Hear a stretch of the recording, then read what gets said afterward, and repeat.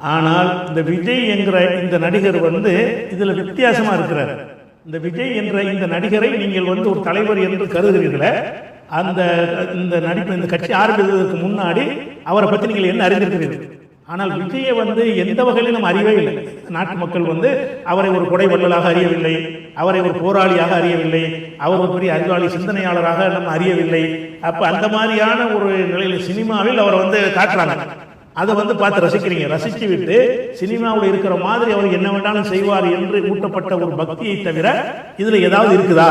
முதல்ல சிந்திக்க வேண்டிய விஷயம் என்னன்னு கேட்டால், நம்ம எதுக்காக வேண்டி அவர் அவர் அவர் நாட்டு ஆளுவார் நம்ம எதுக்கு நினைக்கிறோம்? யார் எந்த நடிகையை பற்றி அந்த அம்மா வந்து சொல்றாங்களோ அந்த நடிகையோட ஒரே மாதிரி புருஷன் பொண்டாட்டி மாதிரி ஒரே மாதிரியான ட்ரெஸ் அணிந்து கொண்டு ஒரே கார்ல வந்து ஒரு ஃபங்க்ஷன்ல வந்து என்ன செய்யறாங்க, ஒரு திருமண நிகழ்வுல வந்து 2 பேரும் கலந்து கொள்றாங்க. அது மூலம் வைக்கிற செய்தி என்ன? நான் எவ்வளோட வேணாலும் எப்படி வேணாலும் இருக்கீங்கன்னு கேட்க இயலாது.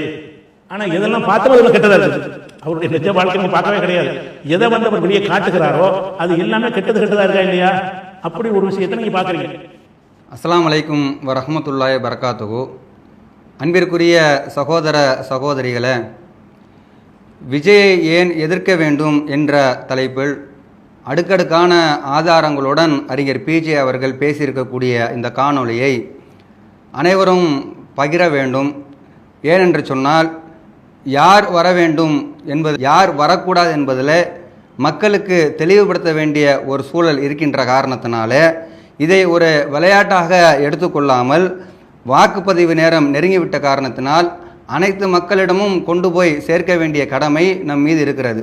அதுவும் குறிப்பாக சொல்வதாக இருந்தால், ஆளும் கட்சி வேட்பாளர்கள், தொண்டர்கள், சமுதாய போராளிகள், முஸ்லீம் சமூகத்தில் இருக்கக்கூடிய சகோதர சகோதரிகள் இதை அனைத்து மக்களுக்கும் கொண்டு போய் சேர்க்க வேண்டும் என்று கோரிக்கை வைத்தவர்களாக ஆரம்பம் செய்கின்றோம். அஸ்ஸலாமு அலைக்கும் வரஹ்மத்துல்லாஹி வபரகாத்துஹு. அன்பிற்குரிய சகோதர சகோதரிகளை, வரக்கூடிய சட்டமன்ற தேர்தலில் முஸ்லீம்கள் எந்த மாதிரியான நிலைப்பாட்டை எடுக்க வேண்டும் என்பதை குறித்து ஏற்கனவே விரிவாக ஒரு விளக்க வீடியோவை நம்ம போட்டிருக்கிறோம். இப்போ சிறப்பாக ஒரு செய்தியை இந்த நேரத்தில் சொல்ல வேண்டியிருக்கிறது. அது என்ன செய்தி என்று சொன்னால், விஜய் என்ற நடிகர் தமிழக வெற்றி கழகம் என்று ஒரு கட்சியை ஆரம்பித்திருக்கிறார். அந்த கட்சிக்கு பின்னாடி வந்து வெறிகொண்ட மக்களாக பலர் போய்கொண்டிருக்கிறார்கள். வெறி பிடித்தவர்கள் எப்படி இருப்பார்களோ அந்த மாதிரி போய்கொண்டிருக்கிறார்கள். அப்போ அது சம்பந்தமாக சில விஷயங்களை அந்த மக்களும் புரிந்து கொள்ள வேண்டும் என்பதற்காக வேண்டி நம்ம பதிவு செய்ய வேண்டி இருக்கிறது. அரசியலில் யார் வேண்டாலும் வருவாங்க. வருவதாக இருந்தால் அவர்களை பற்றி மக்கள் அறிந்து கொள்ளக்கூடிய வகையில் அவர்கள் சில காரியங்களை செய்திருப்பார்கள். எந்த ஒரு மனிதன் வந்தால் கூட அவங்க ஏதாச்சும் சில காரியங்களை பேசியோ செயல்பட்டோ மக்கள்கிட்ட அறிமுகத்தை பெற்றிருப்பார்கள். அல்லது அவங்களுடைய எழுத்து திறமையினால் சில கருத்துக்களை மக்களுக்கு விதைத்திருப்பார்கள். அதனால் அவர் மீது ஒரு ஆர்வப்பட்டு அவருக்கு பின்னாடி சில பேர் போவார்கள். ஆனால் இந்த விஜய் என்கிற இந்த நடிகர் வந்து இதில் வித்தியாசமாக இருக்கிறார். ஏன்னு கேட்டால், இந்த விஜய் என்பவரை இந்த கட்சி ஆரம்பிக்கிறதுக்கு முன்னாடி இந்த மக்கள் வந்து அறிந்திருக்கவில்லை, சினிமாவில் தவிர அறிந்திருக்கவில்லை. அவர் எத்தனை நூல்கள் எழுதியிருக்கிறாரு? ஒன்றுமே இல்லை. எத்தனை பொதுக்கூட்டங்களில் பேசியிருக்கிறாரு? ஒன்றுமே இல்லை. எத்தனை மக்கள் பிரச்சனைக்காக இறங்கி போராடி இருக்கிறாரு? அப்படியும் ஒன்றுமே கிடையாது. சினிமாவில் கொடுக்குற காசுக்கு தகுந்தவாறு நடித்திருக்கிறார் என்பதை தவிர அவரை ஒரு தலைவராக, ஒரு அறிஞராக, ஒரு ஆற்றல் மிக்கவராக, நாட்டை வழிநடத்தக்கூடியவராக கருதுவதற்கு என்னத்தையாவது பார்த்துருக்கணுமா இல்லையா? இப்போ எடப்பாடினா அவர் ஒரு முதல்வராக இருந்திருக்கிறார், கட்சியில் பலகாலம் பணியாற்றிருக்கிறாரு, அவரை பார்த்துருக்கிறார்கள். ஸ்டாலினை பார்த்துருக்கிறார்கள், பிஜேபிக்காரனை கூட பார்த்துருக்கிறார்கள். அவங்க எப்படி என்னென்ன செய்வாங்க, அவங்க கொள்கை என்ன, கோட்பாடு என்ன, என்னென்ன விஷயத்துக்கெலாம் ரோட்டில் நின்றாங்க என்பதையெல்லாம் மக்கள் அறிந்து வைத்திருக்கிறார்கள். இந்த விஜய் என்ற இந்த நடிகரை நீங்கள் வந்து ஒரு தலைவர் என்று கருதுகிறீர்களே, இந்த நடிப்பு இந்த கட்சி ஆரம்பித்ததற்கு முன்னாடி அவரை பற்றி நீங்கள் என்ன அறிந்திருக்கிறீர்கள்? அவர் என்ன மக்கள் பிரச்சனைக்கு வந்தார்? அல்லது பல கோடிகள் சம்பாதிக்கிறார்ல, இதுகளை வந்து எம்ஜிஆர் மாதிரி அல்லது வேறு நடிகர்கள் மாதிரி கோடி கோடியாக மக்களுக்கு வாரி வாரி வழங்கி அப்படி ஏதாச்சும் ஒரு நற்பெயர் எடுத்திருக்கிறாருன்னு அப்படியும் எடுக்கலை. கோடி கோடியாக பணத்தை வழங்கவும் இல்லை, எந்த ஒரு போராட்டத்திலையும் பங்கெடுக்கவும் இல்லை. அவள் அறிவார்ந்த சிந்தனைகளை எல்லாம் ஊட்டக்கூடிய வகையில் நூல்களை எழுதி விழிப்புணர்வு ஏற்றக்கூடிய ஒரு தத்துவங்களை மக்கள்கிட்ட சொல்லி அதனால் இவர் வந்து நல்லபடி ஆட்சி பண்ணுவார் நினைக்கிற மாதிரி அப்படி ஏதாச்சும் ஒரு முன்னுதாரணம் இருக்குதான்னா அப்படியும் கிடையாது.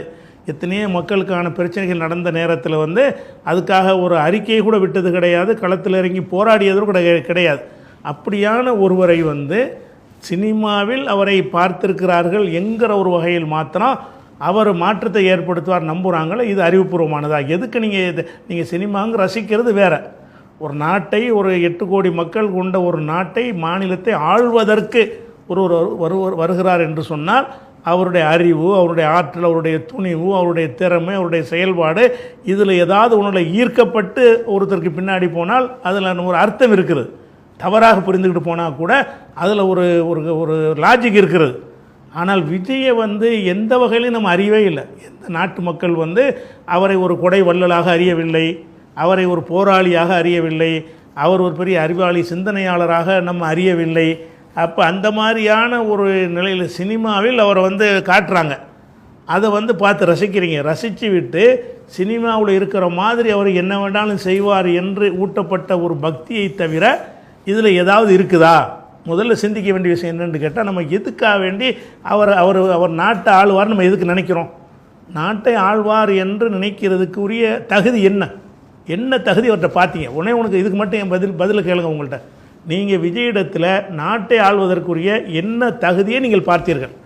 போராட்ட குணத்தை பார்த்தீர்களா? அறிவை பார்த்தீர்களா? சிந்தனையை பார்த்தீர்களா? வள்ளல் தன்மையை பார்த்தீர்களா? ஒன்றுமே பார்க்கவே இல்லை. சினிமாவில் எதை வேணாலும் காட்டுவான். சினிமாவில் உள்ளது வந்து எல்லாமே பொய். முதல்ல விளைவிக்கணும். சினிமாவில் விஜய் ஒரு வசனம் பேசுகிறாருன்னா அவர் பேசுகிறது கிடையாது. விஜய்க்காக வேண்டி எவனோ ஒருத்தன் எழுதுவான். எழுதுனது அவர் என்ன செய்வார்? மனப்பாடம் பண்ணி வாசிப்பார். அதை கூட ஒழுங்காக வாசிக்க தெரியாமல் ஒரு 25 டேக் எடுப்பாங்க. இன்னொருக்கான்னு பேசி அதை வெட்டி கிட்டி சிதைச்சி கடைசி என்ன செய்வாங்கன்னா அவர் பேசுகிற மாதிரி உங்கள்கிட்ட கொண்டாந்து காட்டுவாங்க. அந்த டயலாக் அவருக்கு சொந்தமானதா? டயலாக் அவருக்கு சொந்தமானது இல்லை.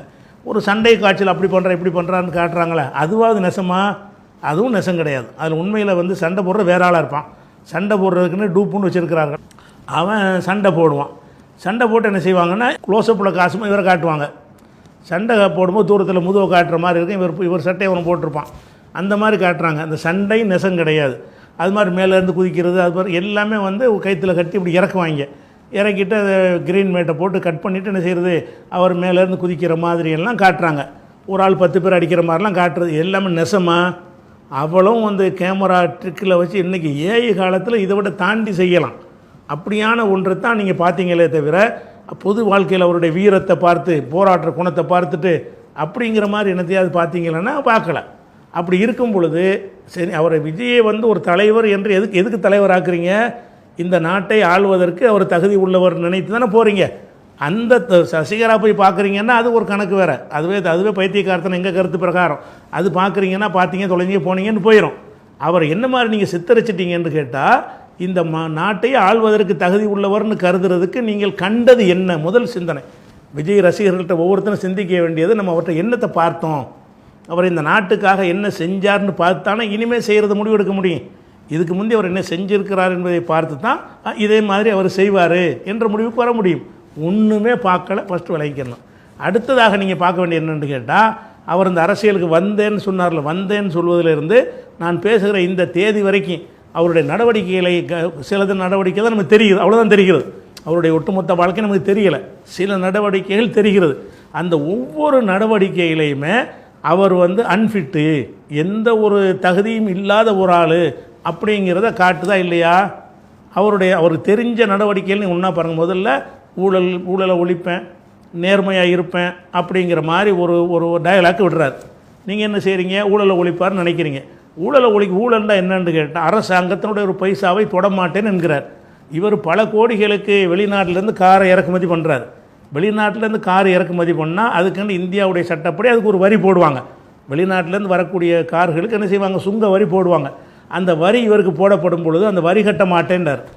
கோர்ட்டில் போய் அந்த வரியை தள்ளுபடி நீ ஏன் கேட்குற? அந்த மாதிரி வசதியான ஆட்கள்கிட்ட வரி போட்டு தான் நாட்டை நடத்த முடியும்.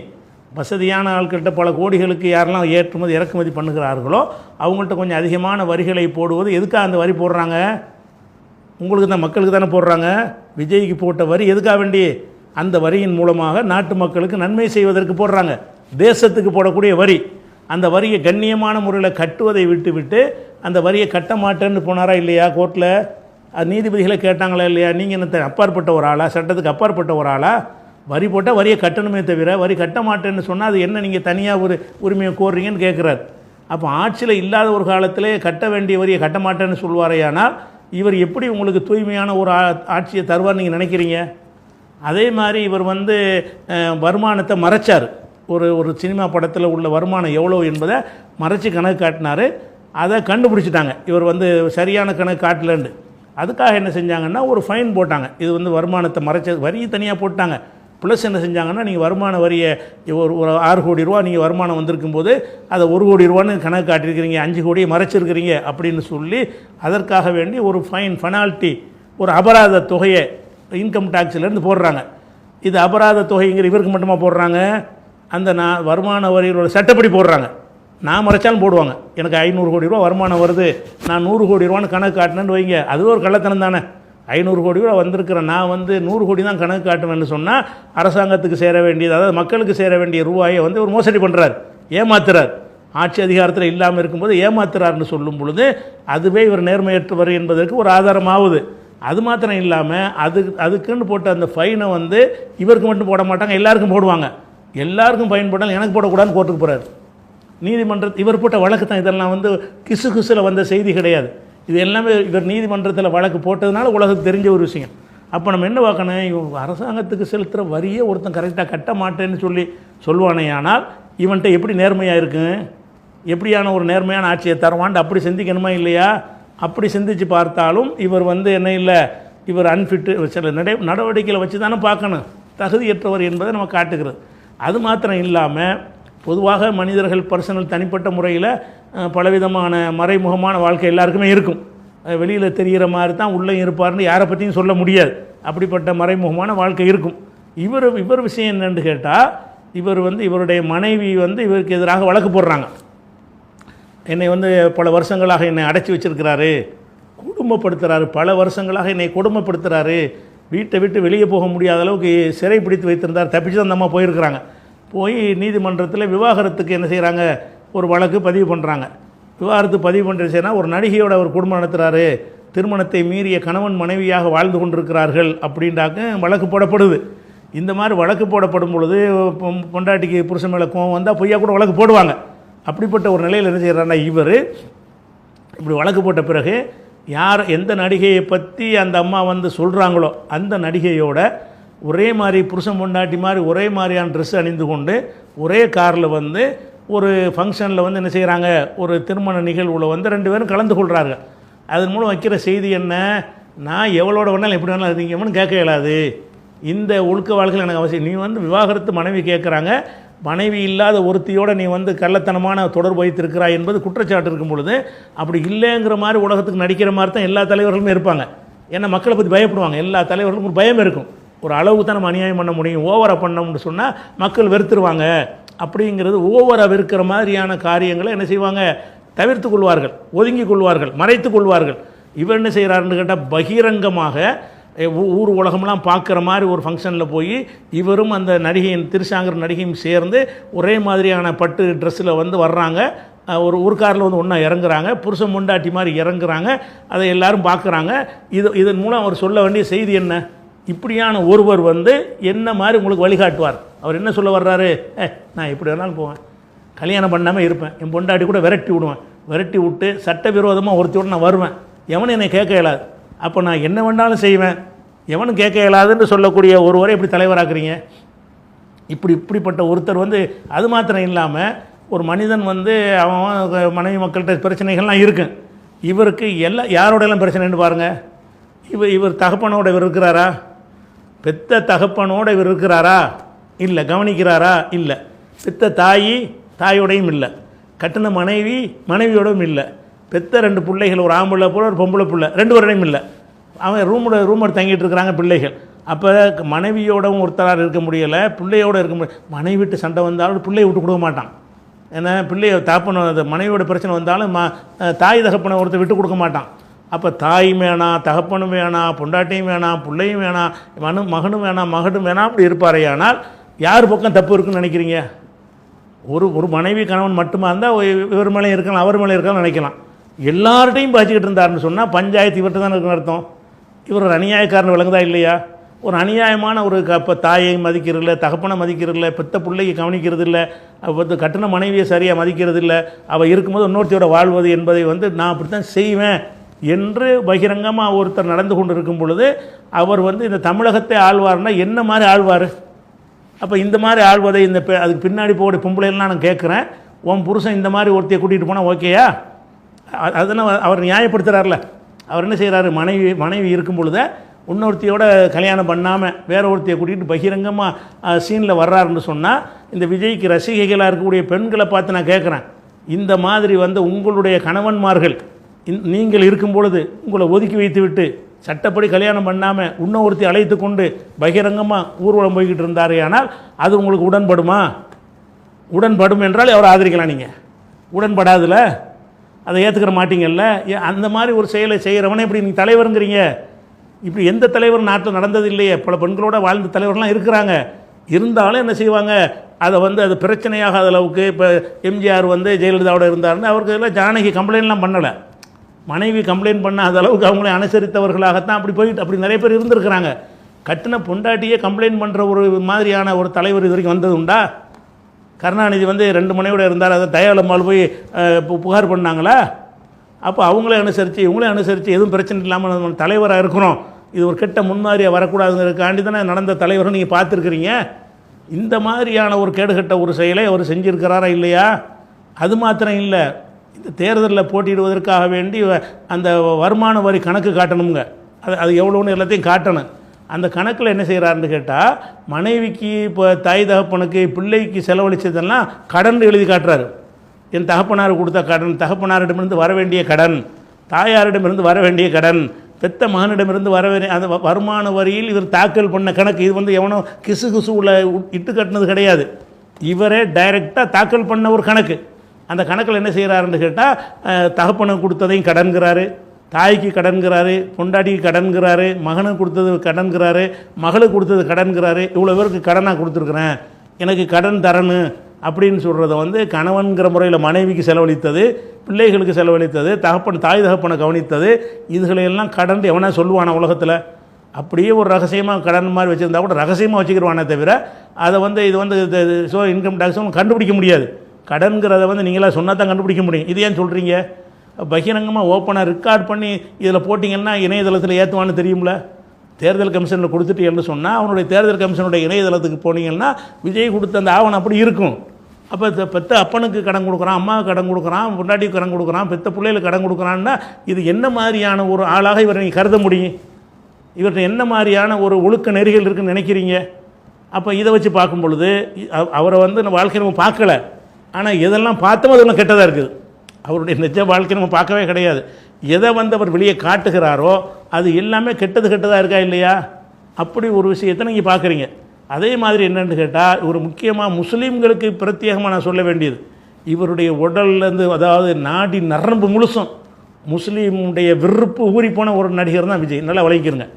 முஸ்லீம் என்றாலே முஸ்லீமை வந்து கெட்டவனாக காட்டணும், முஸ்லீம்களை ஒட்டுமொத்த மக்கள் வெறுக்கணும் என்பது இரத்தத்தோடு இரத்தமாக கலந்து ஊறிப்போன ஒருவனாகத்தான் நீங்கள் இந்த விஜயை பார்க்க முடியும். எப்படி பார்க்க முடியும்? விஜய் வந்து ஒரு சாதாரண நடிகர் இல்லை. அவரை மீறி எதுவும் டைரக்டர் பண்ண முடியாது, அவரை மீறி தயாரிப்பாளர் பண்ண முடியாது. இவர் எந்த காட்சி வேணாங்கிறது இருக்காது. எதை வைக்க சொல்ல அதை வைக்க முடியும். வேறு நடிகராக இருந்தால் டைரக்டர் சொல்ல கேட்கணும். டைரக்டர் சொல்ல கேட்குறங்கிறவங்க 2ஆம் கேட்டகரி 3ஆம் கேட்டகரி நடிகர்களுக்கு தான் அது பொருந்தும். இவருக்கு, ரஜினிகாந்துக்கு, எம்ஜிஆர், சிவாஜிக்கெல்லாம் பொருந்தாது. அவங்க சொல்கிறது தான் டைரக்டர் என்ன செய்வாங்க, எடுப்பாங்க. அந்த நிலையில் இருக்கக்கூடிய ஒரு நடிகராக இருக்கார்ல, அந்த நடிகர் வந்து காட்சி வைக்கிறாரு. துப்பாக்கின்னு ஒரு படத்தை கொண்டு வந்தார். அந்த படத்தில் என்ன பண்ணுறாருன்னு கேட்டால், முஸ்லீம்களை வந்து ஸ்லீப்பர் செல்லுன்னு சொல்கிறார். ஸ்லீப்பர் செல்னா என்ன சொல்கிறாருன்னு கேட்டால், முஸ்லீம் தீவிரவாதி இருக்கிறான், ஆனால் அவன் தீவிரவாதி மாதிரி உங்களுக்கு தெரிய மாட்டான். எப்படி தெரியுமா? டீ கடை வச்சுருப்பான், பெட்டி கடை வச்சுருப்பான், அயன் பண்ணுற நடப்பாதை கடை வச்சுருப்பான், ஒரு பழக்கடை வச்சுருப்பான், அந்த மாதிரி இருப்பான். அவனை வந்து சாதாரண கடை வச்சுக்கன்னு நினச்சிக்கிட்டு இருக்கிறிய, இவன் வந்து இந்தியாவுக்கு எதிராக துரோகம் பண்ணுறதுக்கு பாகிஸ்தானுடைய உளவாளியாக இருப்பானுவோ. ஸ்லீப்பர் செல்னா என்ன அர்த்தம்? அதாவது வெளியே தெரியாத வகையில் வேறு ஒரு போர்வையை பொருத்தி கொண்டு உள்ளுக்குள்ளே பூரா தேச விரோத செயலை செய்யக்கூடியவர்கள் முஸ்லீம்கள் இருக்கிறார்கள். அவர்கள் யாராக இருப்பார்கள்? சின்ன சின்ன அற்பமான ஆட்கள் நினச்சிட்டு இருப்பீங்க. இவன் நடப்பாத வியாபாரி, இவன் பழம் வைக்கிறவன் நினைப்பீங்க. பழம் வைக்கிறவன் இல்லை, குண்டு வைக்கிறவன். இவன் அயன் பண்ணுறவன் இல்லை, இவன் குண்டு வைக்கிறதுக்கு உதவி செய்கிறவன், இவன் தான் எல்லா ஏற்பாடும் செய்கிறவன். அப்படியான ஆட்கள்னு அந்த படத்தில் காட்டினாரா இல்லையா? ஒரு சினிமாவில் இப்படி காட்ட வேண்டிய அந்த கதைக்கு தேவையே இல்லை. ஸ்லீப்பர் செல்லுன்னு வழியை நுழைக்கப்பட்டு காட்டுது. இதனுடைய விளைவு என்ன? இந்த மானங்கெட்டு போய் விஜய்க்கு பின்னாடி போகிற முஸ்லீம் பேர் தாங்கிட்டு கேட்குறேன், இந்த மாதிரி கேடுகட்டவன் செஞ்சதுனால முஸ்லீமுக்கு வீடு தர்றானா? இவன் விதைச்சி விட்ட அந்த விதையினால் முஸ்லீம்கள் வாடகைக்கு வீடு கேட்டு போனால் உங்களுக்கு தரமாட்டோங்க, நீங்கள் வந்து ஸ்லீப்பர் செல்றீங்க, எந்த புற்றில் எந்த பாம்பு இருக்குன்னு சொல்ல முடியாதுங்க என்று சொல்லி நம்மளுக்கு வீடு தர மறுக்கிறானே. அதுக்கு இவனுடைய இந்த சினிமா காரணம். நல்லா விளைவிக்க. உன்னை வேலைக்கு சேர்க்க மாட்டேங்கிறான். முஸ்லீம்னா நம்ப முடியாது, வெளித்தோற்றத்தை வச்சு நம்பக்கூடாது, அவனுக்கு இன்னொரு முகம் இருக்குது. முஸ்லீம்களுக்கெல்லாம் இப்போ வெளியில் தெரிகிற முகம் இல்லாமல் இன்னொரு முகம் இருக்குன்னு இவன் காட்டினானா இல்லையா? அவ்வளோ கடுமையான முறையில் முஸ்லீம்களை கேவலப்படுத்தி சினிமா எடுத்தானே. அந்த ஒரு சினிமாவோட அதுக்கு எதிராக ஒட்டுமொத்த சமுதாயமும் கொந்தளிச்சு பல போராட்டங்கள்லாம் பண்ணாங்க. அதெல்லாம் இந்த பிஞ்சுகளுக்கு தெரியாது, இப்போ ரசிகராக இருக்கிறவனுக்கு தெரியாது. அன்னைக்கு அவனுக்கு எதிராக அவ்வளோ பெரிய கொந்தளிப்பு முஸ்லீம் சமுதாயத்தில் இருந்துச்சு. நம்மளை இந்த மாதிரி காட்டுறானே, அதில் நீனும் தானே வருவ. நீ விஜய் அண்ணான்னு சொல்ல மானங்கட்ட பொம்பளைலாம் நிற்கிறாள் கேட்குறேன், நீனு அதில் வருவியா வரமாட்டியா? உனக்கு வேணா வேலை தருவானா? உனக்கு வேணா வீடு தருவானா? வேறு மதத்து மக்கள் உன்னை பற்றி எப்படி நினைப்பார்கள்? அவனுக்கு தெரிஞ்ச முஸ்லீம் தான். முஸ்லீமா இவன் வந்து தீவிரவாதி, இவனுடைய தோற்றத்தை வச்சு நம்பிடாதீங்க, குண்டு வைக்கிறவன் என்ற ஒன்றை உண்டாக்குனானா இல்லையா? அப்போ இது வந்து இவனுடைய சம்மதம் இல்லாமல், இவனுடைய விருப்பம் இல்லாமல், இவன் ரசிக்காமல் அது அந்த படத்தில் வச்சுருக்க முடியுமா? சந்திரசேகரன் மன்னிப்பு கேட்டார், என்னை மன்னிச்சிருங்க, தெரியாமல் பண்ணிட்டான் பையன், அடுத்து ஒரு முஸ்லீமாக நான் நடிக்க வைக்கிறேன் அவரை அப்படின்னு நெஞ்சார். அந்த சமரச பேச்சு நடந்துச்சு இல்லையா? அந்த நேரத்தில் அவர் கலந்து கொண்டு இந்த விஜய்க்காக வேண்டி அவர் மன்னிப்பு கேட்டு இனிமேல் அடுத்த படத்தில் ஒரு முஸ்லீமாக நடித்து இஸ்லாத்தினுடைய பெருமையை சொல்லுவார் என்று சும்மா டைலாக் விட்டானே. அப்படி நடிக்கவும் இல்லை. இவன் நடித்ததுனால அது மாறப்போகிறதும் கிடையாது. விளங்குதா? என்ன மாதிரி நீ காட்டினியோ அந்த கொளுத்தி போட்டது அப்படி மக்கள் மத்தியில் பதிஞ்சு போச்சு. அது ஒரு விஷயத்தை நீங்கள் பார்க்கணும். அடுத்து என்ன பண்ணான்னு கேட்டால், பீஸ்ட்னு ஒரு படம் எடுத்தான். பீஸ்ட் அது படத்துக்கு பேர். அந்த பீஸ்ட் படத்தில் என்ன பண்ணுறான்னு கேட்டால், இதே மாதிரி தாடி வச்சு இஸ்லாமிய தோட்டத்தில் இருப்பான்ல அந்த மாதிரி ஒரு தீவிரவாதியை ஒத்த கையில் தூக்கிட்டு போகிற மாதிரி, அது பொம்மை தான் தூக்கிட்டு போவோம், அது ஒரு விஷயம். தூக்கிட்டு போய் அந்த தீவிரவாதியை பிடிக்கிறார், ஒத்தாளாக போய் பிடிக்கிறான்னு காட்டுறேன். அந்த தீவிரவாதி படத்துக்கு என்னத்துக்கு? ஏன் இந்த தீவிரவாதினா இதுதான் தீவிரவாதியா? முஸ்லீம் அப்படி எங்கேயாவது இருந்தானா? எங்கேயாவது ஸ்லீப்பர் செல்னு சொன்னீடா, அப்படி எங்கே முஸ்லீம் மாட்டினான ஸ்லீப்பர் செல்ல எவனாச்சும்? இந்த மாதிரி நீ சொல்கிற மாதிரி ஷாப்பிங் மாலில் போய் பிடிச்சிட்டு வர்ற மாதிரி காட்டுறிய, அப்படி இருந்துச்சா? அப்போ மக்கள் மத்தியில் என்ன பார்த்தீங்க? இவங்க சரியான பயங்கர முஸ்லீம்னால நம்ப முடியாதுப்பா. அதாவது இஸ்லாமிய கோலத்தில் இருப்பான் பாருங்க, அவன் நம்பிடுறாள். அதாவது தாடி தலப்பா ஜுப்பான்னு இருந்தான்னு வைங்க, இவனும் ரொம்ப ஆபத்தானவங்க, இவங்களுக்கு பின்னாடி வேற ஒரு முகம் இருக்குது அப்படின்னு காட்டினானா இல்லையா? இவ்வளோ எதிர்ப்பு வந்து அதுக்கு பிறகும் இப்படி காட்டுறான்னு சொன்னால் ரெண்டாவதுலேயும் நடக்குமான தற்செயலாயுது. நல்லா சிந்திச்சு பாருங்கள், இஸ்லாமியர்கள் மீது எவ்வளோ வெறுப்பு கொண்டவனவன் அப்படிங்கிறதுக்கு இதை ஒன்று போதும். இதுக்கு பிறகு ஒருத்தன் முஸ்லீம் அதுக்கு பின்னாடி நிற்கலாமா? அடுத்து என்ன பண்ணுறான்னு கேட்டால், இப்போ ஜனநாயகன்ற ஒரு படத்தை எடுத்துருக்கிறான், அதை வந்து கள்ளத்தனமாக வெளியிட்டாங்க, வெளியே வந்துருச்சு, அந்த படமே முழுசாக வந்துருச்சு. முழுசாக வந்ததில் முக்கியமான ஒரு காட்சி என்னன்னு கேட்டால், மதுரையை எடுக்கிறான். மதுரை தான் திருப்பரங்குன்றம்ல பஞ்சாயத்தாக ஓடிக்கிட்டு இருக்கிறது. திருப்பரங்குன்றத்தை ரத்த கலரி ஆக்கிறதுக்காக வேண்டி காவிகள் திட்டம் போட்டுருக்குறாங்க. அந்த திருப்பரங்குன்றம் கொடியேற்றுற ஒரு விஷயத்தை வச்சு மத கலவரத்தை பூசி குண்டு வச்சு அழிக்கணுங்கிற அளவில் ஒரு கலவர இதை வந்து திட்டமிட்டு செயல்பட்டு இருக்கிறத உலகத்துக்கெல்லாம் தெரியும். இவன் என்ன செய்கிறான்னு கேட்டால், அதே மதுரையில் கொண்டாந்து வைக்கிறான். அது மதுரை எங்கே வைக்கிறான்? மதுரையில் கோரிப்பாளையம், நெல்பேட்டைன்னு முஸ்லீம்கள் பகுதி, முஸ்லீம்கள் இருக்கிற பகுதி இருக்குல்ல, அந்த ஏரியாவில் இருக்கிற மாதிரி அந்த சம்பவத்தை காட்டி இவங்க வந்து அது இங்கே கோவில் திருவிழாவில் கொண்டு வைக்கிறதுக்காக வேண்டி. கோவில் திருவிழா இது வரைக்கும் உள்ள சரித்திரத்தில் எங்கேயாச்சும் கோவில் திருவிழாவில் இந்தியா முழுசு எங்கேயா கொண்டு வச்சுருக்காங்களா? கோவில் திருவிழாங்கிற ஆர்எஸ்எஸ்க்கு ஒரு சண்டை வந்து அப்படி கோபத்தில் போய் ஏதாவது செஞ்சுருப்பான், அது கொஞ்சம் பேர் செஞ்சால் சில சம்பந்தம் இல்லை. ஆனால் கோவில் திருவிழா, வழிபாட்டு திருவிழா, சித்திரை கள்ளழகருக்கு ஆற்றுல இறங்குறான்னு ஒரு திருவிழா நடத்துவாங்க. போகிற வழியெல்லாம் மோர் கொடுப்பாங்க முஸ்லீம்கள். போகிற வழியெல்லாம் அந்த ரோடு சூடாகக்கூடாது என்பதற்காக தண்ணி ஊற்றி வைப்பார்கள், அந்த மக்கள் நடந்து போகிறாங்களேன்னு. அந்த மாதிரி அவங்களுடைய மதத்தில் விழா, இஸ்லாத்தில் இது இல்லாவிட்டாலும் கூட அந்த மக்கள் கஷ்டப்படுறாங்கங்கிற ஒரு காரணத்துக்காக வேண்டி இதை செஞ்ச முஸ்லீம்களும் அந்த மதுரையில் இருக்கிறார்கள். அப்படி நல்லிணக்கத்துக்கு ஒரு கேந்திரமாக இருக்கக்கூடிய அவங்க வழிபாட்டு தலத்துக்கு டிஸ்டர்ப் பண்ணவே மாட்டார்கள். முஸ்லீம்களும் சரி இந்துக்களும் சரி ஒருத்தருடைய வழிபாட்டு தலத்துக்கு இன்னொருத்தங்க டிஸ்டர்ப் பண்ணவே மாட்டார்கள்ங்கிற அப்படி ஒரு அற்புதமான மண். அதனால தான் திருப்பரங்குன்றத்து விஷயத்தில் அவங்களால ஜெயிக்க முடியலை. ஒட்டுமொத்த இந்துக்களும் முஸ்லீம்களோடு நின்றார்கள். அப்படிப்பட்ட ஒரு நிலையில் என்ன பண்ணுறான்னு கேட்டால், கோவில் திருவிழாவில் கொண்டு வச்சு இந்த குண்டுனால எவ்வளோ பேர் சாவாங்க தெரியுமா பாய்ன்னு கேட்கும்பொழுது சாவட்டும் அப்படின்னு அவன் சொல்கிறான். யார் குண்டு வைக்கிறதா காட்டக்கூடியவன். அப்போ இதன் மூலம் அவன் என்ன சொல்ல வர்றான், முஸ்லீம் வந்து கோவிலில் திருவிழா நடத்தும் போது குண்டு வைப்பான், அவன் எங்கே உள்ளவனாக இருப்பான், நெல்பட்டையில் உள்ளவனாக இருப்பான், அவன் வந்து கோரிப்பாளையத்தில் உள்ளவனாக இருப்பான், முஸ்லீம்கள் வசிக்கிற பகுதியில் உள்ளவனாக இருப்பான், முஸ்லீமாக இருப்பான் அப்படின்னு இதில் காட்டுறானே. இதுக்கு என்ன அவசியம் வந்துச்சு இந்த படத்துக்கு? அவன் உள்ளம் பூரா நிறைஞ்சிருக்கிற விஷம் முஸ்லீமை எல்லோரும் வெறுக்கிற அளவுக்கு செஞ்சு பண்ணும், முஸ்லீம்களை எல்லாரும் வெறுக்கிற அளவுக்கு செய்யணும் என்று சொல்லி இவனுடைய இந்த கிறிஸ்தவர்களில் எக்ஸ்ட்ரீமான சில பேர் இருக்கானுவோம் இஸ்லாத்துக்கு. அந்த மாதிரி குரூப்போடு இவனுக்கு தொடர்பு இருக்குன்னு நினைக்கிறேன். அவனு தான் இஸ்லாத்தை கொச்சப்படுத்தி பேசுவாங்க, இவனு கிறிஸ்டின் தானே. அந்த மாதிரியான ஒரு குழுவுடைய தாக்கத்தின் காரணமாகத்தான் இவன் இந்த மாதிரி எடுத்திருக்க முடியுமே தவிர, இல்லாட்டி இது எடுக்க வேண்டிய அவசியம் என்ன? எத்தனையோ கதைகள் இருக்க. இது இந்த இப்படி ஒரு கதை தேவையா? நடந்திருந்தால் கூட பரவாயில்லை. எந்த ஒரு கோவில் சுதந்திரம் அடைஞ்சு இத்தனை வருஷத்தில் எந்த கோவில்லையாவது திருவிழாவிலையாவது குண்டு வச்சு வந்திருக்குதா? முஸ்லீம் செஞ்சான்னு வந்திருக்கா? சம்பவமாக இருந்திருக்குதா? அப்படி இருக்கவே இல்லை. அப்படி இருக்கும் பொழுது வேணும்னு இதை கொண்டு வர்றான் என்று சொன்னால் இவன் எப்படிப்பட்ட ஒரு அயோக்கியனாக இருப்பான் அப்படிங்கிறத முஸ்லீம்கள் சிந்திச்சு. சாதாரண ஆள் கிடையாதுமே. அது மாத்திரமில்லை, உங்களுக்கு எப்படிப்பட்டவங்க எதிரின்னு சொன்னால், திருப்பரங்குன்றத்திலே பிரச்சனை உங்களுக்குலாம் தெரியும். திருப்பரங்குன்றத்தில் ஒரு தர்கா இருக்கிறது, நீண்ட காலமாக இருக்கிற ஒரு தர்கா. அதே திருப்பரங்குன்றத்தில் முருகனுக்கு ஒரு கோயிலும் இருக்கிறது. அப்போ கோயிலில் வந்து என்ன செய்வாங்கன்னா, அந்த கார்த்திகை மாதத்தில் ஒரு தீபம் ஏற்றுவாங்க. இந்து மத நம்பிக்கை பிரகாரம் அதுக்கு ஒரு தீப தூண்டு ஒன்று வச்சுருக்குறாங்க. அதன் மேலே எண்ணெயெல்லாம் ஊற்றிக்கிட்டு அதில் தீபத்தை ஏற்றுவாங்க. தீபத்தை வந்து இந்து மக்கள் வழிபடுவாங்க. அது காலங்காலமாக நடந்துக்கிட்டே இருக்கிறது. அந்த ஒரு நேரத்தில் என்ன செய்கிறாங்கன்னு கேட்டால், அந்த தர்காவில் ஒரு தூண் மாதிரி வச்சுருக்குறாங்க. தூண் என்பது வந்து தூண் கிடையாது, அது எல்லைக்கல்.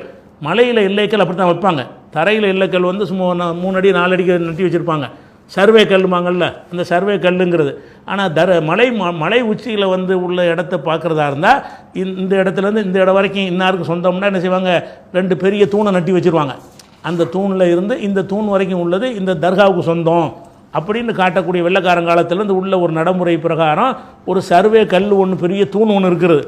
அந்த தூணு தான் தீபக்கல். அதில் நாங்கள் ஏற்றுவோங்கிறோம். அது தர்காவுக்கு சொந்தம். இன்னொரு சமுதாயத்தினுடைய வழிபாட்டு தலத்துக்கு சொந்தமாக இருக்கக்கூடிய ஒரு தூணை குறிப்பிட்டு அந்த தூணில் வந்து நாங்கள் தீபம் ஏற்றுவோம்னு சொல்கிறோம். அதுக்கு சாமிநாதன்கிற ஒரு நீதிபதி, காவி நீதிபதி ஒருத்தர் இருக்கார். அவர் துணை போய் என்ன செய்கிறாரு, ஆர்டர் பண்ணுறாரு, உத்தரவு போடுறாரு, கண்டிப்பாக செய்யணுங்கிறாரு. அவ்வளவு கடுமையான முறையில் பண்ணுறாரு. அரசாங்கம் எதிர்த்து பயங்கரமாக ஃபைட் பண்ணுறாங்க. அப்புறம் வந்து இராணுவத்தை அனுப்பி நான் வந்து ஏற்ற விடுவேங்கிறாரு. அதையெல்லாம் மீறி எந்த வகையில் முறியடிக்கணுமோ அந்த மாதிரி திமுக அரசாங்கம் வந்து சூப்பராக அதை வந்து கையாண்டாங்க. அது ஒரு விஷயம். இப்படி நடக்கும் பொழுது இதை வந்து இவன் என்ன செய்யணும்? இவன் வந்து உங்களுக்கு ஆட்சிக்கு வரப்போகிறான், கிழிக்க போகிறான்னு நினைக்கிறீங்கள? இது முஸ்லீம்களுக்கு உள்ள ஒரு பிரச்சனை தானே. முஸ்லீம்கள் தொடர்ந்து நாங்கள் வழிபாட்டு தலமாக வச்சுருக்கிறோம். அது கோயிலுக்கு சொந்தமானது இல்லை. கோயிலுக்கு சொந்தம்னு கோயில் நிர்வாகமும் சொல்லவில்லை. கோயிலுக்கு சொந்தம்னு சொல்லி மதுரையில் உள்ள இந்து மக்களும் சொல்லவில்லை. எந்த ஒரு கட்சியும் சொல்லவில்லை. எந்த ஒரு இயக்கமும் சொல்லவில்லை.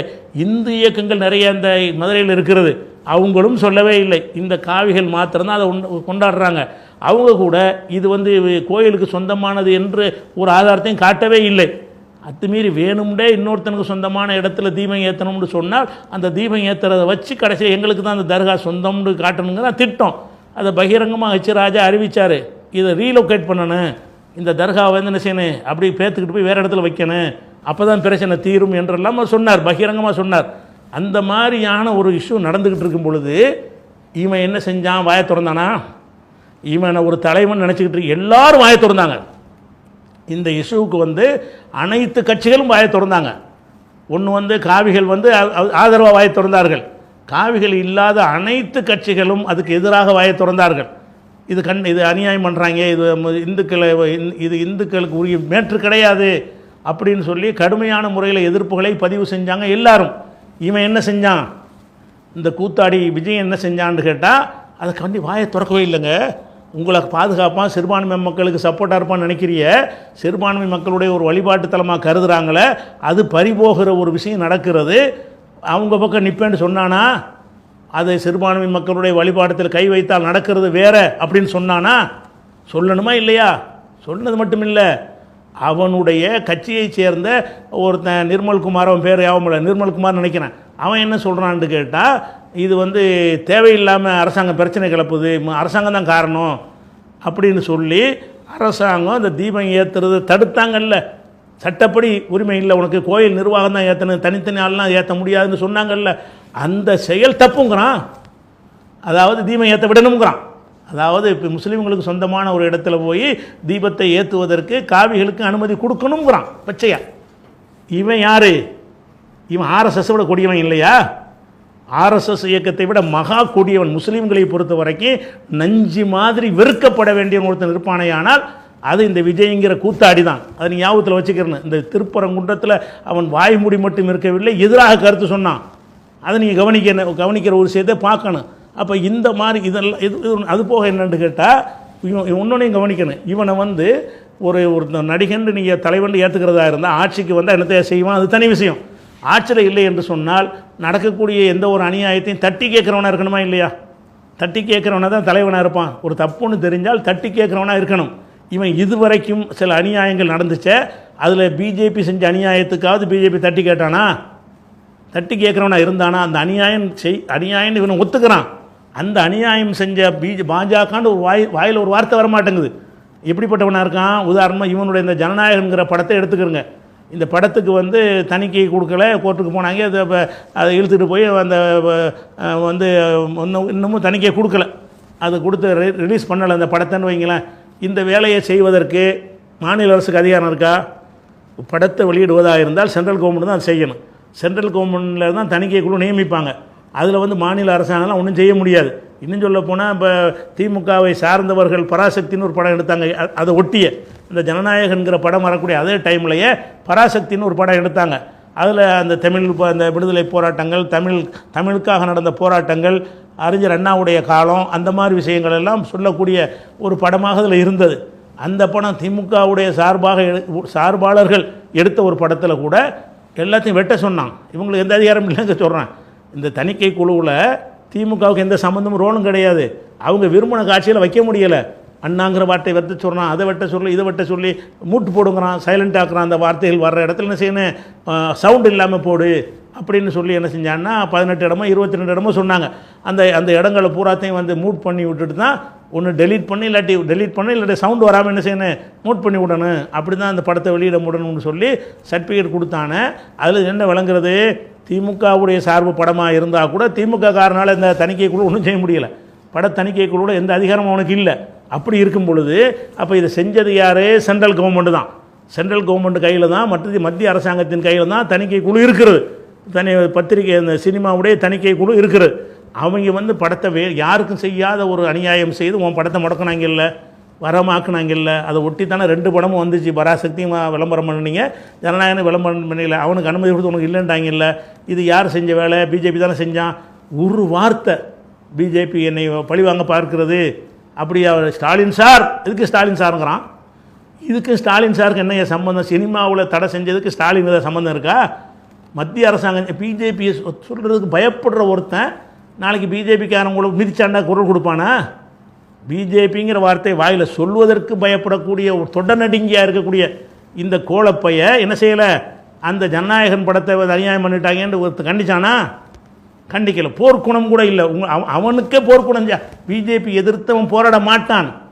அப்போ பிஜேபிக்காரன் உங்கள் பள்ளிவாசலை இடிப்பான், சாமி இருப்பான். ஏன் அவன் படத்துக்கே குரல் கொடுக்கல. அவன் சினிமாவுக்கு வில்லங்க வரும்போது கூட வாய முடிக்கிட்டு இருந்தான். இவன் அவங்கள காப்பாற்றுவான் அப்படின்னு என்ன செய்யணும், நீங்கள் சிந்திச்சு பார்க்கணும். அதே மாதிரி வந்து இந்த 41 பேர் இறந்தாங்கல்ல இவனுடைய ஒரு கூட்டத்தில் போய், இவன் தான் காரணம், இவன் தான் அதுக்கு இந்த கொலகாரப்பா இவன் தான் விளங்குதா. இவன் வேணும்னு தான் செஞ்சுருக்கிறான். வேணும்னு சினிமா படம் எடுப்பதற்காக வேண்டி தான் அந்த கடத்தை லேட் பண்ணி அதிக கூட்டத்தை வர வச்சு நெரிசலில் செத்ததை ஒரு காட்சியாக்கி, இவருக்கு தவிர யாருக்காக செத்தார்களான்னு இவன் என்ன நினச்சான்னு கேட்டால், அதுக்கு பின்னாடி சட்டம் வேறு மாதிரி நடவடிக்கை எடுக்கணும்னு யோசிச்சு பார்க்கலாமே. அவன் என்ன செஞ்சான்னு கேட்டால், கூட்டத்தை காட்டுன்னு விஜயை பார்க்க வந்த கூட்டத்தை நெரிசலில் செத்தானுன்னு காட்டணுங்கிறதுக்காக வேண்டி சினிமா படம் எடுக்கிற கேமராலாம் கொண்டு வந்து வச்சு தான் அதை எடுக்கான். அதனால தான் என்ன செஞ்சான், எத்தனை மணிக்கு புறப்புறான், காலைல 6 மணிக்கு தான் புறப்புறான். பனையூரில் இருந்த புறப்பட்டு வேணுமுன்னே மக்களை வெயிலில் காய வச்சு நிற்க வச்சு இந்த வருவார் அந்த வருவார்னு சொல்லி தண்ணி இல்லாமல், காற்று கிடைக்காம, ஆக்சிஜன் கிடைக்காம, திணறி நெருக்கி அப்படியே டைட்டான அந்த மக்கள் இருக்கும் பொழுது அது உள்ளக்க கொண்டு போய் இவ்வளோ பெரிய பஸ்ஸை கொண்டே விட்றான். அவனே டைட்டாக உட்காந்துருக்கான். அதில் நெருக்கி உள்ளே கொண்டா இன்னும் கொஞ்சம் நெருக்குவானுவோ. அப்போ ஒருத்தன் மேலே ஒருத்தன் மிதித்து நசுக்கி இவன் வண்டியை கொண்டே விட்டு தான் செத்தாங்க. மட்டும் போயிடும். இவன் இந்த வண்டியை கொண்டு போனானே அவ்வளோ அடர்த்தியாக இருக்கிற மக்கள் மத்தியில் இந்த கார் இவ்வளோ பெரிய பஸ், ஒரு பஸ்ஸை விட பெருசாக இருக்குது. அது சாதாரண ஆர்டினரி பஸ் இருக்கும்ல, அதை விட பெருசாக உயரமாக இருக்கக்கூடிய அகலமாக இருக்கக்கூடிய எல்லா வசதிகளும் கொண்டு அந்த பஸ்ஸை கொண்டு போய் உள்ளே விடுறான். அது போய் உள்ளே மக்களை கிழிச்சிக்கிட்டு போனால் என்னவாகும்? அப்போ இவன் அவனை தருவான்ல விழுவான்ல. அப்படி தான் நிறைய பேர் செத்தாங்க. இவன் ஏறினவனே சொல்கிறாங்க செத்து 5-6 பேர் விழுந்துட்டாங்கங்கிறாங்க. மாட்டு கண்டுக்கிறான், பேசிக்கிட்டு இருக்கிறான். அப்போ இவன் தான் வேணும்னு குலகாரப்பாவி இவன் தான். இவ்வளவு செஞ்சுட்டு என்ன செஞ்சான்னா ஆளுக்கு போய்ட்டு மக்கள் கொந்தளிச்சிருவாங்க போல இருக்குன்னு தெரிஞ்சவொடனே டக்குன்னு முடிச்சுட்டு ஓடி போயிடறான். செய்தியாளர்லாம் கேட்குறாங்க, ஏர்போர்ட்டில் கேட்குறாங்க என்னங்க ஆச்சுன்னு. இப்போ திரும்பி கூட பார்க்காம ஓடுறான். ஓடிட்டு பனையூரில் வந்து ஏர்போர்ட்டில் இறங்குறான், சிரிச்சுக்கிட்டே இறங்குறான்.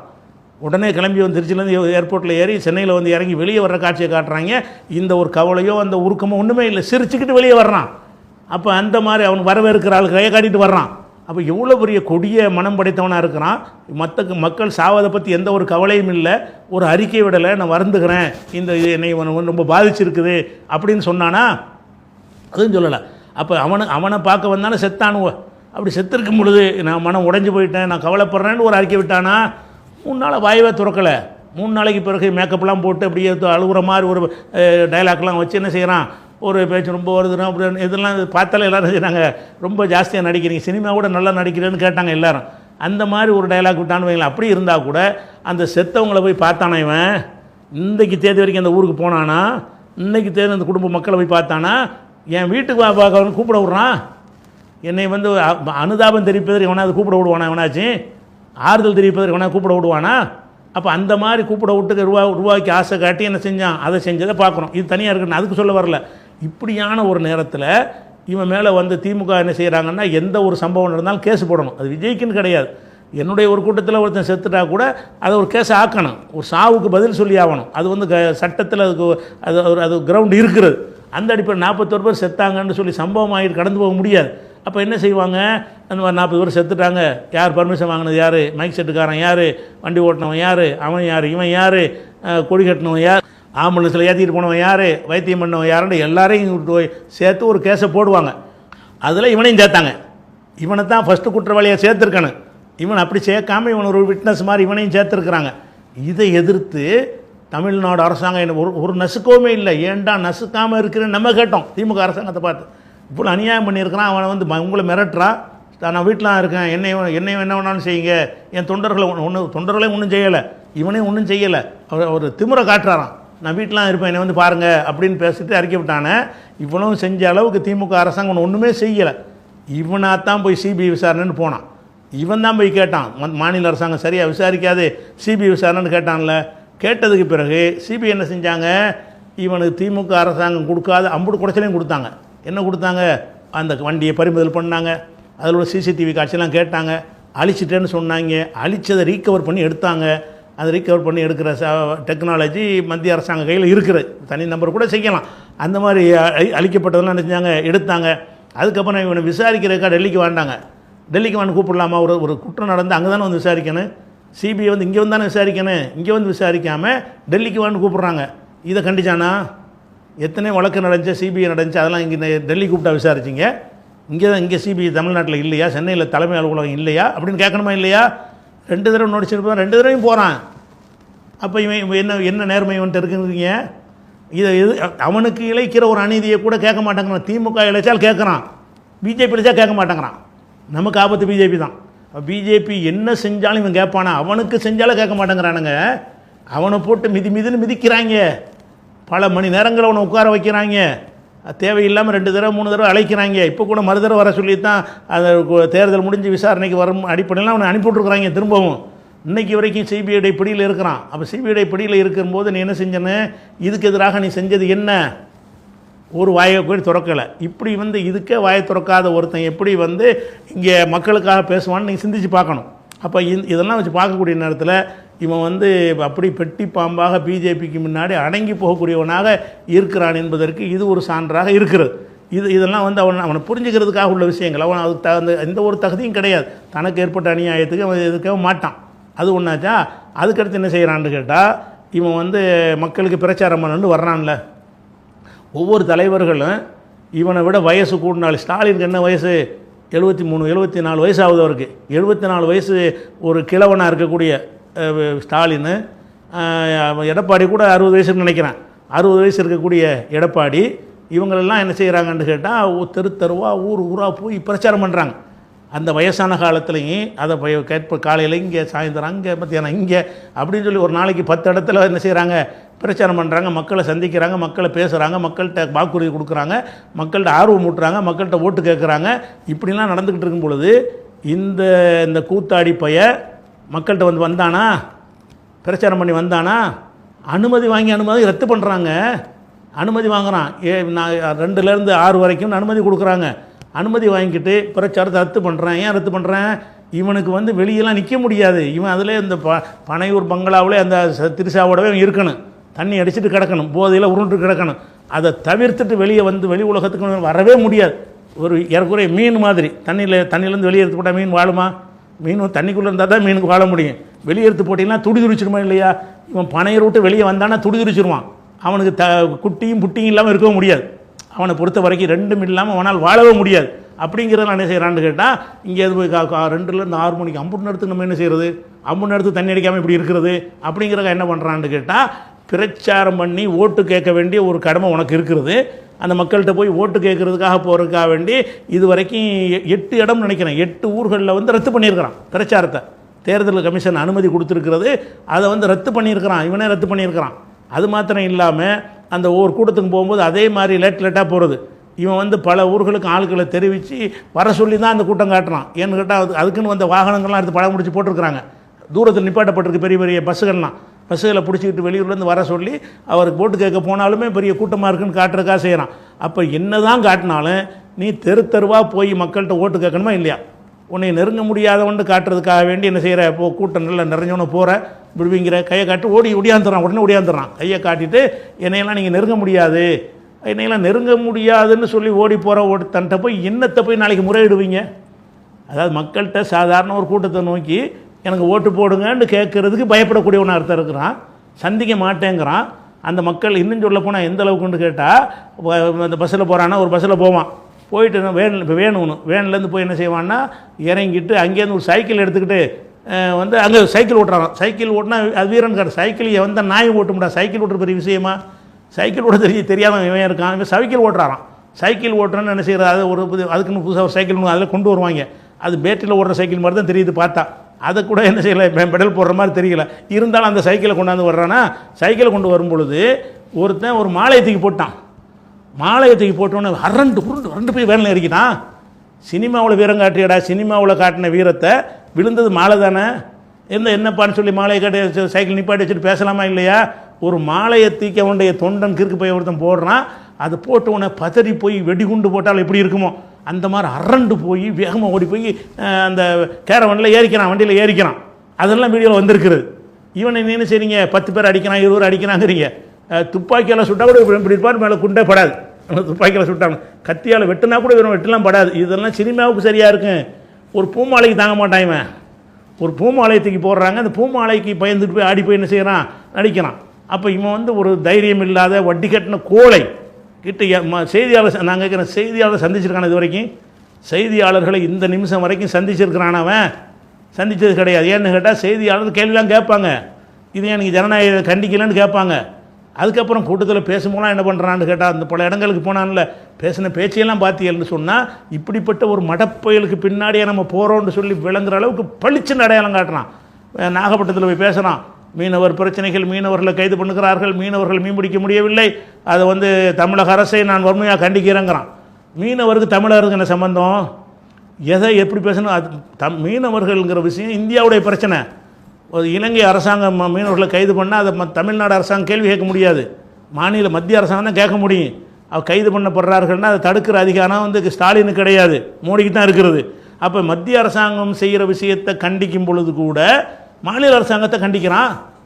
அப்போ எந்த ஒரு புரிதலுமே கிடையாது. இன்னும் சொல்ல போனால் அந்த அந்த பேசுகிறத பார்த்தீங்கன்னு சொன்னால் ஒன்று கிடக்க ஒன்று பேசுகிறான். அந்த பேப்பர் மிஸ் ஆகிடுச்சுன்னா பேச வரமாட்டேங்குது. அதை எழுதுனது தான் படிக்கிறான், எழுதுதான் தப்பாக இருக்கிறது. அது இன்னும் சொல்ல போனால் கமா புல் ஸ்டாப்லாம் படிக்கிறான். அதில் கமாண்டு இருக்கும்ல, கமாண்டு படிக்கிறான். அப்போ இப்படி படிக்கிற ஒருத்தனாக இருந்தானேன்னா இவனுக்கு என்ன அறிவு இருக்குது? அது எவனோ எழுதி கொடுக்குறான்னு அந்த பேப்பரை வாசிக்கிறத தவிர சொந்தமாக ஒரு 20 நிமிஷம் அவனுக்கு பேச இயலுமா? சொந்தமாக அவனை அவங்க கருத்தை சொல்லி பேச முடியாது. என்ன பேசுவான்?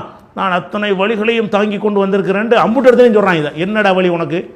என்ன வழி? அந்த பனையூரில் போய் ஜல்சா பண்ணுறது வழியா உனக்கு? என்ன வழியை தாங்கிட்டு இருக்கிற? இவ்வளோ சொகுசான வாகனத்தில் அனைத்து வசதிகளோடையும் அனைத்து காவலர்களோடையும் வந்துட்டு போகிறது ஒரு வழியா உனக்கு? அத்தனை வழிகளையும் உங்களுக்காக தாங்கி கொண்டிருக்கிற ஒரு என்னமோ நாட்டுக்கு தியாகம் பண்ண மாதிரி பேசுகிறான். போய் இவன் ஓட்டுக்களுக்கு போட்டு பொறுக்க போகிறான். எல்லா உரையிலையும் இந்த வாசகம் இருக்கும். இவன் எங்கெல்லாம் பேசினான்னு அத்தனை இடத்துலையும் அத்தனை வழிகளையும் தாங்கி கொண்டு உங்களுக்காக வந்திருக்கிறேங்கிறான். என்ன வழி உனக்கு? உனக்கு என்ன வழி வந்துச்சு? உனக்கு பனையூரில் விட்டு நீ வெளியே வரவே இல்லை, இப்போ தான் வெளியே வந்திருக்கிற.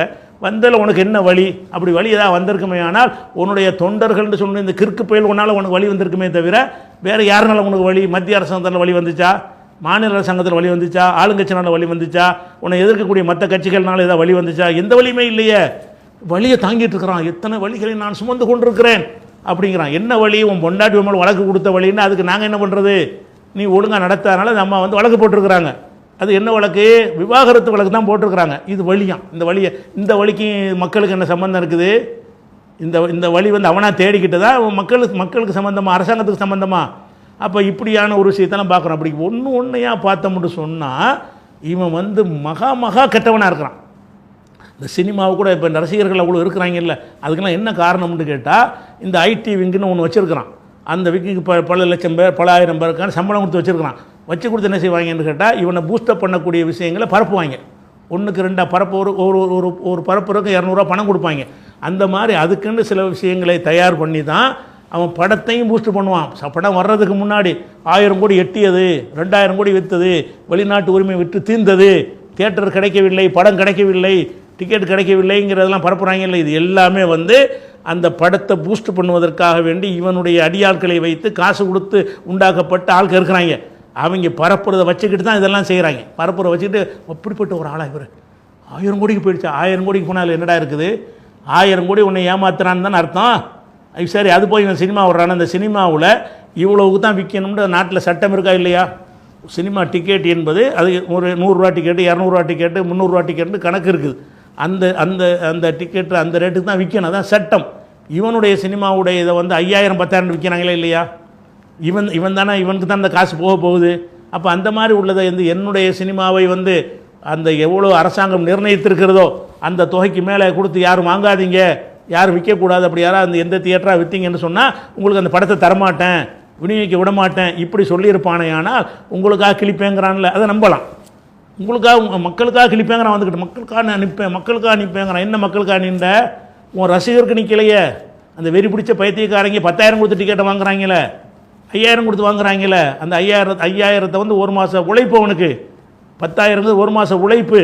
இன்னும் சொல்ல போனால் ஒரு கிற்கு பைய சொல்கிறான், அந்த விஜயுடைய ரசிகர் கிற்கன்னு சொல்கிறான், இந்த 3000 ரூபா ஸ்டாலின் ஐயா 5000 ரூபா போட்டு விட்ருக்கிறாரு, அதை வச்சு நான் என்ன செய்வேன், படம் ஜனநாயகம் வந்தவுடனே முதல் ஷோ டிக்கெட் வாங்கி உள்ள போங்கிறான். அவங்க அம்மாவுக்கு பணம் வந்துருச்சு போல இருக்குது 5000 ரூபா. இந்த 5000 ரூபா என்ன செய்வானா இவன்?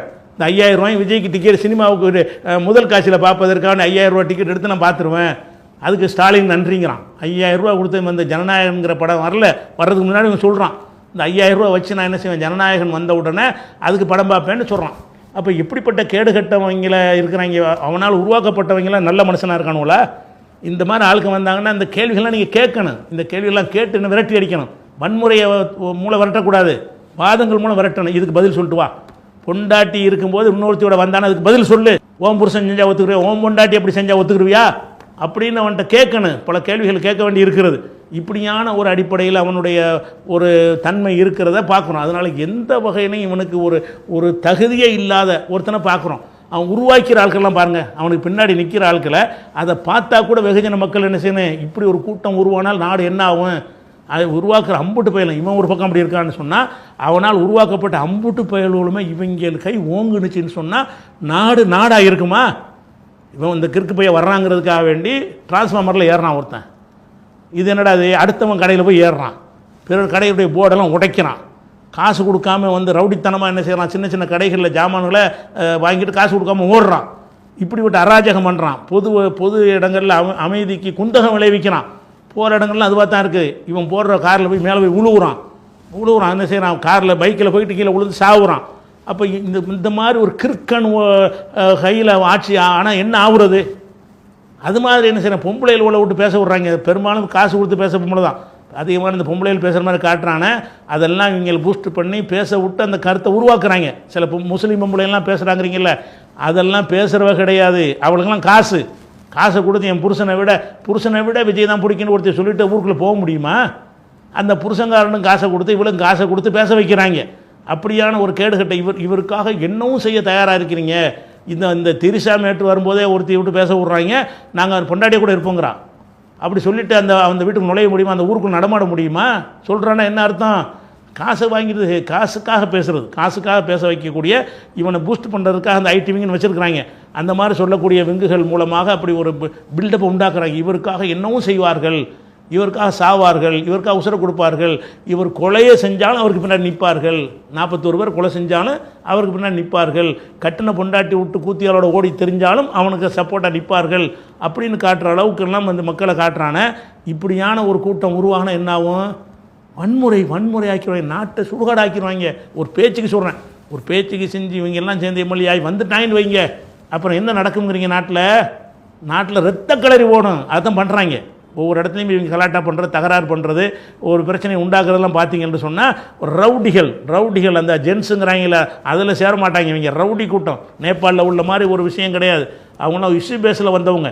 இவன் சினிமா கூத்தாடிக்கு பின்னாடி போய்கிட்டு என்ன செய்கிறான், வெறி பிடிச்சி அலைகிறான். அதனால் இவன் ரொம்ப ஆபத்தான இருக்கிற கட்சிகள்லையே இவனுக்கு ஓட்டு போடுறவன் மனுஷனத்தில் சேர்க்க முடியாது. ஓட்டு போடுற ஆம்பளையாக இருந்தாலும் பொம்பளையாக இருந்தாலும் இவெல்லாம் மிருக ஜாதிகளில் சேர்க்கணுமே தவிர அதில் உறுப்பினராக இருக்கிறவனை வெக்கி தலை குனிகிற அளவுக்கு நீங்கள் கேள்விகள் கேட்கணும். என்ன தகுதியிலடா அது நீ நம்புறீங்க? சினிமாவில் உள்ளதை நெசம் நம்பிக்கொண்டு சினிமாவில் கூட அப்படி ஒரு பர்சனாலிட்டியும் கிடையாது. ஒரு படம் ஒன்றுமே ஓடலை. அதுக்கு பிந்தி வர படமெல்லாம் பீஸ்ட்லாம் புட்டுக்கிட்டு போயிடுச்சுங்கிறாங்க. பில்டப் கொடுத்தாங்க 1000 கோடி 2000 கோடின்னு. தயாரிப்பாளர்லாம் தலையில் துண்டு போட்டு உன் படத்தை ஓட்ட மாட்டேன்ட்டாங்க. படமும் ஓடலை. எதில் ஓடிக்கிட்டு இருக்குன்னு கேட்டால் இவன் தன்னையை பற்றி பில்டப் படுப்பதற்கு ஆட்கள் நியமித்து வச்சுருக்கிறான். அவங்க என்ன செய்வாங்க, விஜய் அண்ணா வர்றாரு போகிறாரு அப்படிங்கிற மாதிரி அவனை பில்டப் பண்ணி அவனை பொறுத்த சாக்கடையில் பூந்துட்டு நான் முதல்ல பார்க்க வந்தேங்கிறான் ஒரு கிறுக்கு பையன்டா. இந்த மாதிரி ஒரு கூட்டங்கள் உருவாது நாட்டுக்கு நல்லதா? இப்படியான ஒரு கூட்டங்கள் உருவாகுமே ஆனால் என்ன செய்யணும்? அதில் சில ஆட்கள் முஸ்லீம் பொம்பளைகள் வாணியம் பாடி முஸ்லீம்கள்லாம் என்ன செய்கிறீர்கள் அப்படிங்கிற மாதிரி கேட்குறான். அதெல்லாம் ஒன்றும் செய்ய முடியாது. நீங்களும் உங்களுக்கும் அதில் பங்கு இருக்கிறது. நீங்களும் சினிமா பக்கம் போனீங்க, சினிமாவை நெசம் நம்புனீங்க, சினிமாவுக்கு ஆதரவாக விமர்சனம் பண்ணுறீங்க, சினிமாவை பற்றி பேசுகிறீங்க, நீங்களும் சினிமாவை பார்க்குறீங்க. இந்த சினிமாங்கிற முசீபத்தை வாழ்க்கை மாதிரி ஆக்கி வீட்டில் உட்காந்துட்டு அவளையும் வச்சுக்கிட்டு உன் மகளையும் வச்சுக்கிட்டு நீ அந்த சினிமாவை பார்க்குற, அதில் அவன் நடிக்கிற காட்சியை பார்க்குறா, உள்ளத்தில் பதிய வைக்குது. இந்த சினிமா மோகத்திலிருந்து அவன் மட்டும் விடுதலை ஆனால் பத்தாது.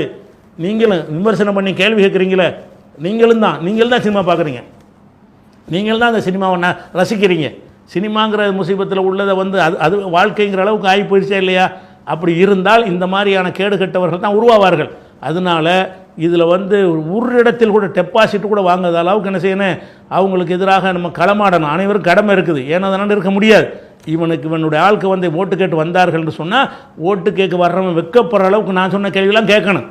வேற ஒன்றும் கேட்க வேணாம். இந்த கேள்விக்கு அவன் பதில் சொல்லு, ஏன் வாயை திறக்காமல் இருக்கிறான் அப்படின்னு கேட்கணும். இப்படி எக்கச்சக்கமான இந்த கொஞ்ச காலத்திலேயே இவனுடைய விமர்சனங்கள்லேயே அவ்வளோ பட்டியல் போடலாம். ஒரு 3 மணி நேரத்துக்கு பேசுகிற அளவுக்கு இவனுடைய சரக்குகள் இருக்குது. எந்த ஒன்றையும் சிஸ்டமேட்டிக்காக செய்ய மாட்டான்.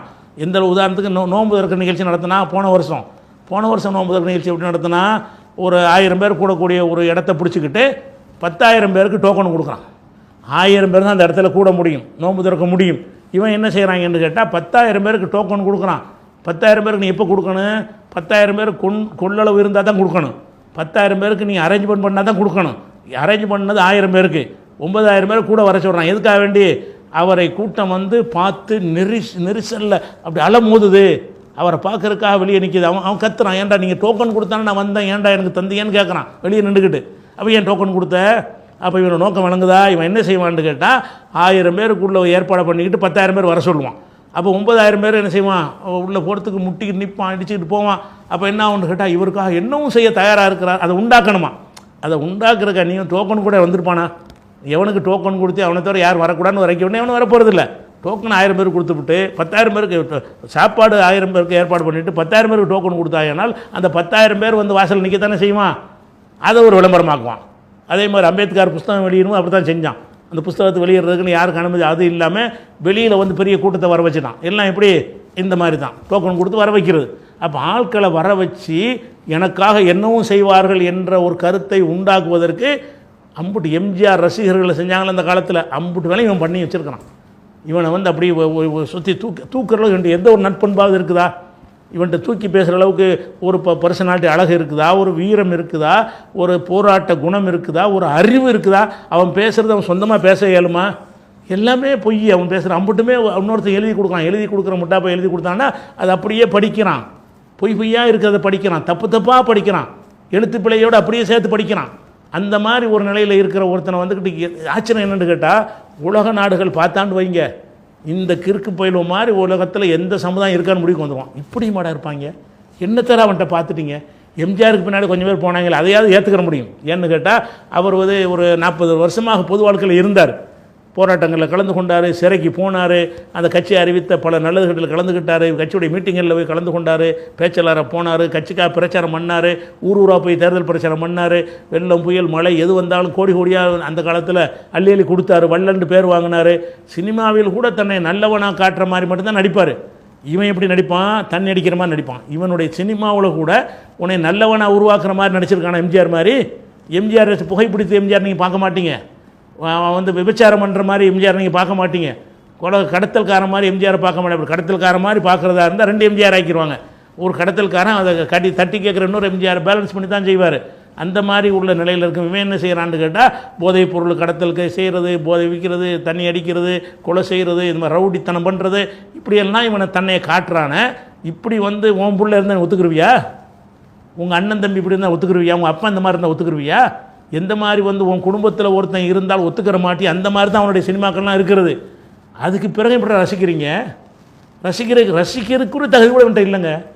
ரசிக்கிறது சிவாஜி இந்த மாதிரிலாம் எஸ்எஸ்ஆர்லாம் இருந்தாங்க, ரசித்தாங்கன்னா ரசிக்கிற மாதிரி சினிமா விரும்புகிற ஆளுக்கு கூட ரசிக்கிற மாதிரி ஏதோ ஒரு விஷயம் இருக்குது. இவங்ககிட்ட அதுவும் இல்லை. நமக்கு ஆச்சரியமாக இருக்கிறது, இப்படி ஒரு கேடுகட்ட கூமுட்டைகள் உலக சமுதாயத்தில் இருக்குதா? உலக நாட்டில் இந்த விஜய் ரசிகர்கள் அளவுக்கு மடையர்கள், விஜய் ரசிகர்கள் முட்டாள்கள் இருக்காங்களா? இப்போ வேணால் நீங்கள் நான் பேசிட்டேன்ல, என்னை திட்டி உள்ளே போடுவாங்க, கமாண்ட் போடுவாங்க, அதுக்குன்னு ஆளுக்கு இருக்கிறாங்க, அதை தான் செய்வாங்க. அது என்ன 10 பேர் இருந்துட்டு 1000 போடுவான். 1000 பேர் கருத்து மாதிரி தெரியும், இருக்கிற 10 பேர் தான் பண்ணுவோம். அதனால் வந்து இந்த மாதிரி உள்ள இந்த கள்ளப்பயல்களை என்ன செய்யணும், முற்றாக இந்த தேர்தலோட விஜய்னா யாருன்னு தமிழக மக்களுக்கு தெரியாத அளவுக்கு ஆக்க வேண்டும் என்பதை ஒரு கோரிக்கையை வைத்து முடிக்கிறேன். அஸ்ஸலாமு அலைக்கும்.